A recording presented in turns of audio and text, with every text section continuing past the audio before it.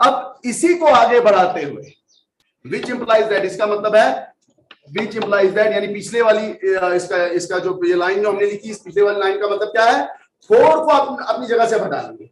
अब हम क्या करेंगे, जो कांस्टेंट नंबर्स हैं उनको एक तरफ ले जाएंगे और जो वेरिएबल वाले नंबर हैं उनको एक तरफ रखेंगे। तो देखिए मैं यहां से 4 को राइट साइड में लेके जा रहा हूं, लेफ्ट साइड से उठा के राइट साइड में लेके जा रहा हूं। 4 यहाँ पे प्लस हो रहा है, प्लस है ये +4 हम लिखते नहीं, इसमें प्लस लिखेंगे, पॉजिटिव 4 है तो आगे जाके क्या हो जाएगा, नेगेटिव हो जाएगा। 2y = 36 - 4। समझ आ रही है? जो बाकी बच्चे ऑनलाइन इस वक्त देख रहे हैं, क्या उनको समझ आ रही है? कोई रिस्पॉन्ड करेगा प्लीज? ओके, तो देखिए विच इंप्लाइज दैट 2y = देखो मैं तो इसको डायरेक्ट भी यहां पे लिख सकता था, y = 32, लेकिन मैं फिलहाल आपको स्टेप बाय स्टेप करके बता रहा हूं। 2y = 32। अब हमारे पास फिर से हमें y की वैल्यू चाहिए, यानी खाली वेरिएबल की वैल्यू चाहे तो हम फिर से y को यहां पे लिखेंगे, और जो 2 इसके साथ है वो यहां पे क्या हो रहा है, लेफ्ट साइड में क्या हो रहा है, 2 इसके साथ मल्टीप्लाई हो रहा है। जब हम इसको राइट साइड में ले जाएंगे तो क्या होगा, डिवाइड करेगा। विच implies that y = 32 divided by 2। 32 divided by 2 = 16। ये तो आपको पता ही है, ये 16 हो जाता है। अब अगर हम देखें तो कल हमने जो y की वैल्यू निकाली थी वो कितनी निकली थी, 16 निकली थी। कल किस मेथड से हमने निकाली थी, ज्योमेट्रिकल मेथड या ग्राफिकल मेथड, जिसको हमने कहा था उससे, ग्राफिक मेथड से ग्राफ हमने बनाया था उसका, और वहां से जहां पे हमारी दोनों लाइनें इंटरसेक्ट कर रही थी वहां का जो कोऑर्डिनेट आ रहा था वो आ रहा था 20 और 16, और हमें x और y की वैल्यू मालूम हो गई थी। अब यहां से आगे एक और स्टेप बढ़ेंगे, y की तो वैल्यू हमें 16 मिल गई। अब इसी वैल्यू को उठाएंगे, मैं इसका इक्वेशन का नाम इक्वेशन 3 दे देता हूं। ये जो मैंने लिखा था x = 4 + y, ये इक्वेशन 3 है। अब इस y की वैल्यू को इस इक्वेशन 3 में वापस सब्स्टिट्यूट करेंगे। Substituting value of y, value of, अब इसमें वैल्यू ऑफ y डालेंगे, किसमें, of y in 3, we get, हमारे पास क्या आएगा बताइए। अब हमारे पास आ रहा था x = 4 + y, देखिए यहाँ पे x = 4 + y थी हमारे पास, इक्वेशन 3 ये थी ना। तो आप इसी इक्वेशन में इस वैल्यू को डाल दीजिए, x = 4 प्लस, अब y की वैल्यू कितनी आई हमारे पास, देखिए अच्छी तरह से यहाँ पे कितनी आई, 16 आई हमारे पास y की वैल्यू। तो 16 वैल्यू आई, हम डालेंगे यहाँ पे 16, ये इधर से हो गया इसका, ये 16, ठीक है, विच इज इक्वल टू 4 + 16 कितना होता है, 20। अब ये कहां से इधर हो गया, एक मिनट जरा रुकिए, देखिए इक्वल टू 20, तो हमारे पास वही वैल्यूज आ गई, x = 20, y = 16, ठीक है। सेम आंसर जो कल हमने आंसर निकाला था उसी क्वेश्चन को हमने यूज किया यहां पे। अब हमने क्या किया, यहां पे सबसे पहली बात, हमने पहले एक वेरिएबल की टर्म्स में दूसरे वेरिएबल को लिखा, यानी एक वेरिएबल की वैल्यू दूसरी इक्वेशन में सब्स्टिट्यूट की, फिर उस वेरिएबल की वैल्यू निकली, फिर से वापस उस पहले वाली इक्वेशन में सब्स्टिट्यूट की। तो हमने क्या काम किया, सब्स्टिट्यूट किया, सब्स्टिट्यूट। तो इस मेथड को इसीलिए कहते हैं, इस मेथड को सब्स्टिट्यूशन मेथड। इस मेथड को क्या कहेंगे, यानी इसमें हम वैल्यूज को सब्स्टिट्यूट, एक की वैल्यू दूसरे में डाल रहे हैं, इस मेथड को हम कहते हैं सब्स्टिट्यूशन मेथड। अगेन इसी इक्वेशन को देखा जाए फिर से, जो मैंने इक्वेशन लिखी, अब यहां पे मेरे पास जो लाइंस आ रही थी, जब मैंने लाइंस बनाई थी तो हमारे पास लाइंस कौन सी आ रही थी, इंटरसेक्टिंग लाइन, इंटरसेक्टिंग लाइन। जब हमारे पास सॉल्यूशंस की लाइंस जो आती है वो इंटरसेक्टिंग लाइंस आती हैं, तो हमारे पास सॉल्यूशन किस किस्म के होते हैं, कांस्टेंट सॉल्यूशन, कंसिस्टेंट होता है, सॉल्यूशन कांस्टेंट होता है। कंसिस्टेंट सॉल्यूशन तो होता है, लेकिन कंसिस्टेंट में भी दो किस्म के सॉल्यूशन होते हैं हमारे पास, एक होता है यूनिक और दूसरा होता है इनफाइनाइटली मैनी सॉल्यूशंस। यहां पे ये वाला जब इंटरसेक्ट करती है लाइनें तो हमारे पास होता है यूनिक सॉल्यूशन, यानी एक ही सॉल्यूशन होता है इसका, यूनिक, ठीक है। और अगर लाइंस जो हैं इक्वेशंस जो लाइंस इक्वेशंस को रिप्रेजेंट कर रही हैं, अगर वो लाइंस कोइंसिडेंट हैं, यानी ये एक लाइन जा रही है और इसके बाद इसके ऊपर से दूसरी लाइन भी इसी के ऊपर से जा रही है, तो दीज लाइन, ये सॉल्यूशंस जो होते हैं, ये सॉल्यूशंस क्या कहलाते हैं? फिर इनफाइनाइटली कंसिस्टेंट है लेकिन इनफाइनाइटली मेनी सॉल्यूशंस। अब तीसरी सिचुएशन जो हमने पीछे पढ़ी, आपने जगदीश सर से भी पढ़ा था, एक लाइन ऐसे जा रही है और दूसरी लाइन ऐसे जा रही है, दो लाइनें जा रही हैं ये, और ये दोनों लाइनें दो डिफरेंट इक्वेशंस को रिप्रेजेंट कर रही हैं। इस सूरत में हमारा सॉल्यूशन क्या होता है? इनकंसिस्टेंट सॉल्यूशन होता है। क्या होता है? यानी सॉल्यूशन इसका नहीं निकलता है, इनकंसिस्टेंट सॉल्यूशन होता है। अब चलिए, हमने तो अलजेब्रिक मेथड लगाया, सब्स्टिट्यूशन मेथड लगाया, किस वाले सॉल्यूशन को निकालने के लिए? जब हमारे पास यूनिक सॉल्यूशन था। लेकिन क्या होगा कि अगर हमारे पास सॉल्यूशन अब ये वाला आता है, कोइंसिडेंट लाइंस वाला सॉल्यूशन आता है, हमें फिर से वहीं पे जाना पड़ेगा। कहां पे? जहां हमने स्टार्ट किया था, A1 divided by A2 is not equal to B1 divided by B2। बताइए किस किस्म का सॉल्यूशन है? किस किस्म का सॉल्यूशन है? कंसिस्टेंट है कि इनकंसिस्टेंट? बताइए, परसों आपने पढ़ा था, आप में से कोई बता पाएगा? कंसिस्टेंट है। मगर कौन सा कंसिस्टेंट? लाइनें क्या करेंगी इस सूरत में? लाइनें क्या करेंगी जब इस किस्म का आएगा आपके पास? इंटरसेक्ट करेंगी। तो ये तो चलिए मानते हैं, इसको आप फिर से देख लेते हैं। इन दो इक्वेशंस को फिर से देख लेते हैं। x minus y equal to, sorry, x minus y. अब हम अगर 4 को इधर लाएंगे तो यहां पे आएगा -4 इक्वल टू 0। और इसी तरह हमारे पास क्या था? x plus y equal to 36 था। तो अगर हम करेंगे x plus y minus 36 equal to 0। अब हमारे पास यहाँ पे अगर देखेंगे हम, तो a1 हमारा कितना आ रहा है? मैं रेड से लिखूंगा यहाँ पे। a1 कितना आ रहा है? a1 कितना आ रहा है? 1। और क्या a2 भी आ रहा है 1, यानी 1 डिवाइडेड बाय 1 कितना आ रहा है? ये आ रहा है 1। ठीक है, फिर ये कितना आ रहा है? -1 डिवाइडेड बाय -1 डिवाइडेड बाय 1, यानी -1 आ रहा है, -1 आ रहा। तो यहाँ पे पहली ही इसमें ये वाली चीज आ रही है कि हमारे पास ये इक्वल रेशोज नहीं आ रहे हैं। अब हम दूसरी सिचुएशन पे जाते हैं। जब हमारे पास लाइंस ये क्या कहते हैं, कोइंसिडेंट होती है, तो हमारे पास किस किस्म के ये इनकी नेचर कैसी होती है? कोएफिशिएंट्स की नेचर कैसी होती है? बता पाएगा आप में से कोई? मुझे अभी 15 मिनट में बता पाएगा आप में से मुझे कोई उधर से ऑनलाइन वाला बच्चा कोई बता पाओगे? अगर आपके पास ये वाली लाइंस आ रही हैं, यानी लाइंस जो है वो कोइंसिडेंट हैं, वो एक दूसरे को, वो क्या कहते हैं, एक ही कोऑर्डिनेट्स, तो सेम कोऑर्डिनेट्स के ऊपर से लाइनें अगर जा रही हैं, तो बताइए हमारे पास जो कोएफिशिएंट्स के रेशोज होते हैं वो किस किस्म के होते हैं? जैसे यहाँ पे कोएफिशिएंट का रेशो था A1 divided by A2 is not equal to B1 divided by B2। अब अगर लाइन जो है कोइंसिडेंट है, तो ऐसी सूरत में आप में से मुझे कोई बता सकता है कि किस किस्म के?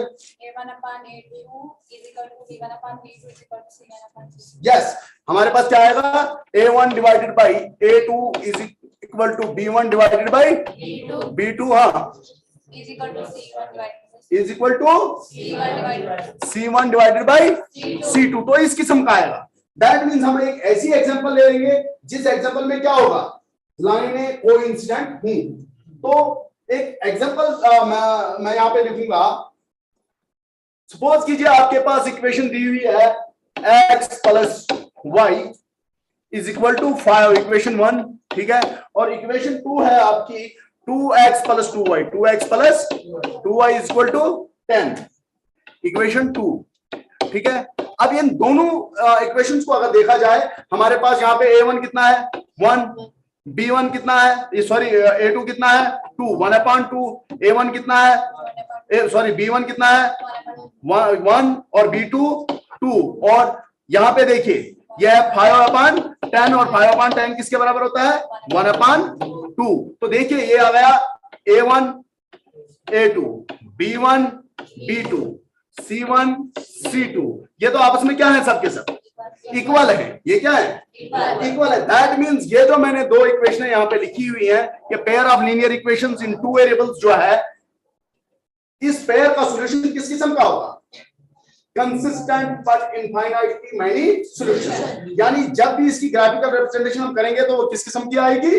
कोइंसिडेंट लाइंस ग्राफ जो बनेगा कोइंसिडेंट लाइंस का बनेगा। अब कोइंसिडेंट लाइंस का तो ग्राफ बनेगा, लेकिन इस सूरत में अब हम अलजेब्रिक मेथड से कैसे हमें पता चलेगा कि ये जो है सॉल्यूशंस जो है inconsistent, sorry consistent infinitely many solutions है। अब देखिए इस पे अलजेब्रिक मेथड लगाते हैं, इसी वाले पे अलजेब्रिक मेथड लगाते हैं। फ्रॉम इक्वेशन 1 को ले लो या इक्वेशन 2 को ले लो, जो आपने लेना है, लेकिन आसानी यहां रहेगी कि हम इक्वेशन 1 से लेंगे।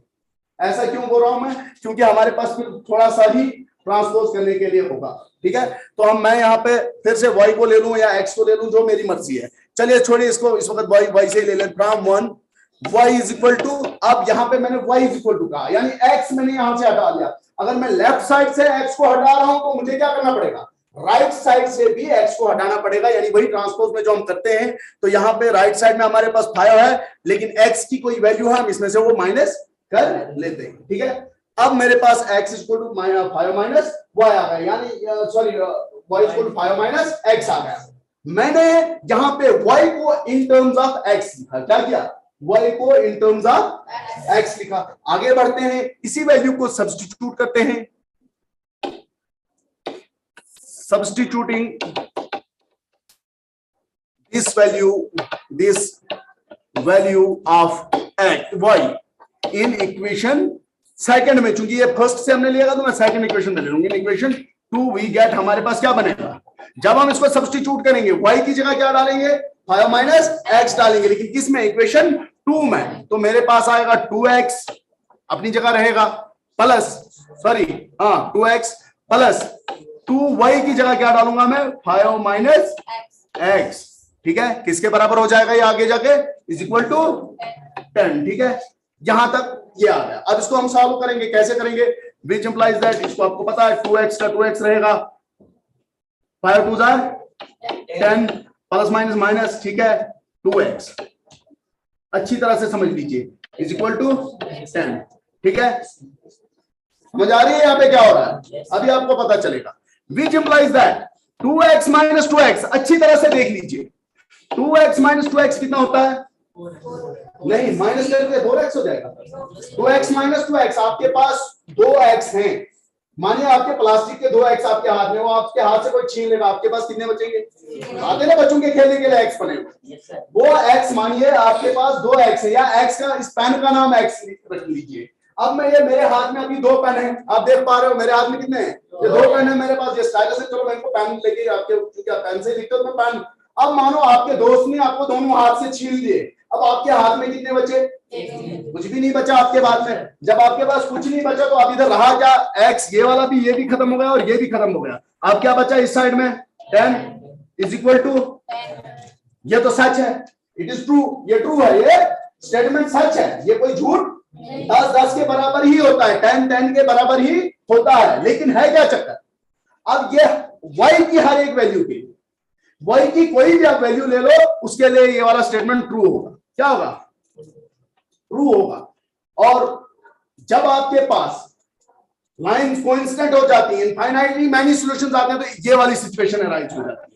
और अगर ऐसी सिचुएशन अराइज होगी तो आप कहोगे इनफाइनाइटली मैनी सॉल्यूशन। तो आप इसमें से आप किसी एक वेरिएबल की कोई भी वैल्यू पुट करो तो दूसरी वैल्यू जो भी आती जाएगी, जिस तरह से आप ग्राफ्स के लिए करते हो, आंसर क्या आएगा, हमेशा आपका उसमें बहुत सारे सॉल्यूशंस ही आएंगे, वो कांस्टेंट लाइंस आएंगी। और जब आपके पास बहुत सारे सॉल्यूशंस आ रहे हैं तो बताओ आप किस सॉल्यूशन को ठीक मानोगे, सबके सब ठीक ही हैं, लेकिन ढूंढोगे कितने। मैंने कल परसों पे नाइट को पढ़ा रहा था, मैंने उनको बताया था कि इन्फिनिटी तक आप जा नहीं सकते हो, जब एंड ही नहीं कहीं हो रहा तो एंड कहां ढूंढोगे। ठीक है, तो यहां तक ये वाला भी खत्म हो गया। मुझे लगता है ये 2 चीजें मैंने आपको समझाई कि किस तरह से यूनिक सॉल्यूशन जो है, अलजेब्रिक रिप्रेजेंटेशन किस तरह से होती है, उसकी अलजेब्रा में कैसे उसको हम सॉल्व करते हैं, इसको कैसे सॉल्व करते हैं, ये मैंने समझाया आपको। नेक्स्ट चीज मैंने समझाई कि अगर आपके पास सॉल्यूशन जो है इनफाइनाइटली मैनी है तो किस किस्म की सिचुएशन अराइज होती है, ये वाला आपके पास आ जाता है। स्टेटमेंट ट्रू आता है, क्या आता है, स्टेटमेंट ट्रू आता है, सही आता है, लेकिन कोई सिंगल वैल्यू हासिल नहीं होती है। जैसे इस केस में यहाँ पे आपके पास y की कोई, क्या कहते हैं, x की कोई सिंगल वैल्यू या y की कोई सिंगल वैल्यू नहीं निकली। ठीक है, समझ आई यहां तक। कोई ऑनलाइन वाला कोई क्वेश्चन करना चाहता है उधर से, इसके रिलेटेड मैं आगे बढ़ूं फिर। एनीबॉडी? ब्रेसोना वाले जुड़े हुए हैं? HS ब्रेसोना कोई जुड़ा है ब्रेसोना से? प्लीज रिस्पॉन्ड कीजिए। आज समझ आ रही है? Yes sir. कोई अभी कोई प्रॉब्लम तो नहीं है समझने में? नहीं सर। Okay, thank you. अब देखिए, दो सिचुएशंस को हमने देख लिया। अब थर्ड सिचुएशन क्या होती है हमारे पास कि अगर हमारे पास A1 divided by A2 is equal to B1 divided by B2 is not equal to C1 divided by C2। ये एक अलग से ये तीसरी चीज हमने पढ़ी थी। तो हमारा सॉल्यूशन क्या होता है? इनकंसिस्टेंट होता है। क्या होता है? इनकंसिस्टेंट सॉल्यूशन होता है। इनकंसिस्टेंट सॉल्यूशन यानी इसकी जो ग्राफिकल रिप्रेजेंटेशन होती है वो कुछ इस किस्म की होती है। दो पैरेलल लाइंस आपके पास आती है, कहीं भी ले जाओ इन लाइंस को, अभी आपस में इंटरसेक्ट नहीं करेंगी। ये इस सिचुएशन में लाइन जो इंटरसेक्ट में किसी भी सूरत में नहीं करेंगी। और अगर आपका इनकंसिस्टेंट सॉल्यूशन आ रहा है, सॉल्यूशन अगर इनकंसिस्टेंट आ रहा है, दैट मींस का कोई सॉल्यूशन नहीं, तो अलजेब्रा में इसका क्या आएगा? अलजेब्रिक इक्वेशन जब आपके पास लीनियर इक्वेशंस दी होंगी तो अलजेब्रिक मेथड के साथ किस किस्म का आंसर आपको आएगा जब आप अलजेब्रिक मेथड लगाओगे? चलिए, जब आपने ग्राफ से इसको रिप्रेजेंट किया था, पहली सिचुएशन में आपके पास क्या आ गया था? बताइए, पहली सिचुएशन में क्या हो गया था? A1 divided by A2 is not equal to B1 divided by B2। आपके पास क्या आया था? लाइंस जो थी, जो लाइंस में कौन सी लाइंस? लाइंस तो बहुत सारी हो सकती हैं। Lines representing the linear equations, representing the given linear equations. जो लीनियर इक्वेशंस दी हुई है, उन लीनियर इक्वेशंस को रिप्रेजेंट करने वाली, उन लीनियर इक्वेशंस को पेश करने वाली जो लाइंस हैं, वो आपस में क्या करती हैं? ऐसी सूरत में इंटरसेक्ट करती हैं। और जिस पॉइंट पे वो इंटरसेक्ट करती हैं, उस पॉइंट के जो कोऑर्डिनेट्स होते हैं वही सॉल्यूशन होता है किसका? Given pair of linear equations का। ठीक है। अब दूसरी चीज हमने ये पढ़ी कि जब लाइंस कोइंसिडेंट हो रही है, और कब कोइंसिडेंट हो रही है?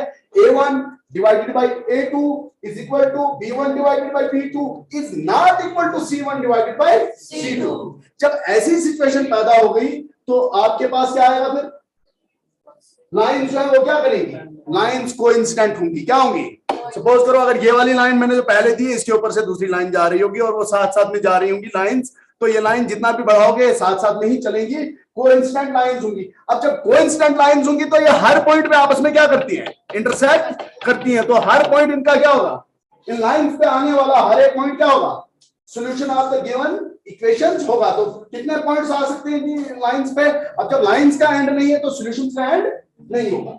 इस सूरत में आपका स्टेटमेंट मैंने दिखाया कि किस तरह से यहां पे 10 इक्वल टू 10 आ गया, कोई वैल्यू हासिल नहीं हुई, स्टेटमेंट ट्रू आया। मगर ये भी सच है, आप झुटला नहीं सकते उस चीज को। 10 10 के इक्वल होता है, लेकिन किसी एक वेरिएबल की एक्चुअल वैल्यू मालूम नहीं हुई, कोई एक वैल्यू मालूम नहीं हुई। अब जब मैंने कहा नेक्स्ट सिचुएशन जो क्रिएट होगी वो इस किस्म की होगी, जो नेक्स्ट आपका बनेगा वो ये वाली सिचुएशन होगी, ये वाली कंडीशन होगी। इस कंडीशन में अभी 4 मिनट है, मैं कोशिश करूंगा इन 4 मिनट में इसको मैं खत्म कर लूं। इस सिचुएशन में अब हम एक एग्जांपल ले लेते हैं। सपोज कि हम लिखते हैं x + 2y = 4। मैंने इक्वेशन 1 ले ली, ठीक है। फिर मैं 2x + 4y = 12। आप इसको फिर से किसी एक इक्वेशन को ले सकते हो, लेकिन मैं वही लूंगा जिसमें मुझे क्या होगी? जल्दी होगी। मुझे अभी टाइम भी कम है मेरे पास, जो जल्दी तो मुझे ऊपर वाले में ही जल्दी होगी। एक स्टेप में खत्म हो जाएगा मेरा यहाँ पे। फ्रॉम इक्वेशन 1, मैं इक्वेशन 1 फिर से इसीलिए ले रहा हूं। आप इक्वेशन 2 भी ले सकते हो, लेकिन इसमें थोड़ा ज्यादा टाइम लगेगा, थोड़ा सा स्टेप्स कुछ ज्यादा करने पड़ेंगे, 1-2 स्टेप ज्यादा करने पड़ेंगे। लिहाजा मैं इसी स्टेप से ले रहा हूं। From equation 1 x = 4। अब देखिए मैंने यहां से 2y को खत्म कर दिया है लेफ्ट साइड से, तो आगे जाके माइनस हो जाएगा 2y, ठीक है। x = 4 - 2y। अब इस वैल्यू को सब्स्टिट्यूट करो। Substituting value of x in 2 we get. जब इक्वेशन 2 में हम डालेंगे ये वैल्यू, तो हमारे पास क्या बनेगा? हमारे पास आएगा फिर से 2x की जगह क्या आएगा? 4 माइनस 2y और फिर प्लस 4y, ठीक है, इज इक्वल टू 12। अब आगे इसको बढ़ाएंगे हम, थोड़ा सा सॉल्व करके यहाँ पे लिख लेता हूं, मैं अब रेड से करूंगा ताकि आपको पता चले कि यहां से आगे कहां गया मैं। आज लिखने के लिए मैंने आपको कुछ नहीं दिया, लेकिन आपको काम करने के लिए आगे दे दूंगा मैं। अब देखिए यहां पे क्या हो जाएगा, 2 4 8, ठीक है, plus minus minus 2 2 4 y, 2 2 4 y, ठीक है, y इसके साथ है तो 2 2 4 किया तो y भी मल्टीप्लाई हो रहा है यहाँ पे। तो अब प्लस 4 y जो अपना है is equal to 12, which implies that, इसका मतलब क्या हो गया, इसका मतलब है माइनस 4y और प्लस 4y क्या हो जाएगा, 0। आपके पास 4y काम थे, y किसी से y का कोई गेम खेल रहे हो, 4y काम थे, जब पॉइंट्स मानो उनको तो वो आपने किसी से ले लिए, यहाँ पे 0 हो गया। अब क्या बचा आपके पास, यहां क्या बचा, 8 इज इक्वल टू 12। क्या ये सही बात है, क्या 8 जो है वो 12 के बराबर होता है, क्या ये सच है, नहीं, ये नॉट ट्रू है, नॉट ट्रू, ये ट्रू नहीं है, इसमें सच्चाई 8 कभी भी 12 के बराबर नहीं होता है, 8 कभी भी 12 के बराबर नहीं होता, ये गलत है, नॉट ट्रू। ये आपका जो है ये बिल्कुल गलत स्टेटमेंट है, रॉन्ग स्टेटमेंट है ये। जब स्टेटमेंट रॉन्ग आ रहा है तो इसका मतलब इस वाली पूरी इक्वेशन का कोई सॉल्यूशन है ही नहीं। जब स्टेटमेंट ही रॉन्ग हो रहा है तो सॉल्यूशन है ही नहीं। तो अगेन हमने जब देखा कि लाइंस जब पैरेलल हो रही थी तो कोई सॉल्यूशन नहीं आ रहा था, इनकंसिस्टेंट सॉल्यूशन आ रहा था, यहाँ पे भी वही इनकंसिस्टेंट सॉल्यूशन आ रहा है, नॉट ट्रू, यहाँ पे ये ट्रू नहीं है। उम्मीद है कि आप लोगों को ये समझ आ गया होगा। मैंने आपको तीनों सिचुएशंस करके बताई कि किस तरह से हम सब्स्टिट्यूशन मेथड से अल्जेब्रिक मेथड्स में से एक जो हमारा पहला मेथड सब्स्टिट्यूशन मेथड था, किस तरह से हम इसको सब्स्टिट्यूशन मेथड से सॉल्यूशन हासिल करते हैं किनका, given pair of linear equations का। और यहाँ पे ये भी कि किस किस्म का उनका सॉल्यूशन है, उसी किस्म का यहाँ पे हमारे पास स्टेटमेंट आगे बनता है। पहली सूरत में हमारे पास स्टेटमेंट बन गया x = y = 2, दूसरी सूरत में स्टेटमेंट 2 बन गया 10 = 10, और तीसरी सूरत में हमारे पास स्टेटमेंट ही गलत हो गया, इसने कहा 8 = 12 और वो कभी भी सच नहीं होता। दैट मींस इसका कोई सॉल्यूशन नहीं है, कोई हल नहीं है। तो क्या